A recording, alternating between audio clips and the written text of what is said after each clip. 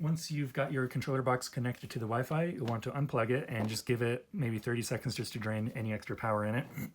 And then you're going to wire up this connector straight to the controller so that we can test all the strings of LEDs just to make sure they're all working as they should be, because it's a lot easier to troubleshoot if we know everything's working initially.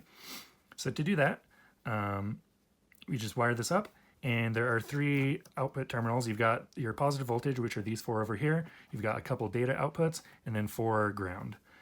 And the wires on these LEDs, they've got, one of the wires has a white line on it. That is your positive, your voltage.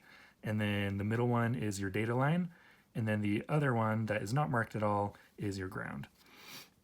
So we're just gonna wire this up real quick. So we'll just connect these. So we've got the white goes into the positive output, and then we'll just wire this middle one is data, and just wire it to any of these 2 terminals. It doesn't matter which. And then do it on to the ground as well. Okay, so that's all wired up.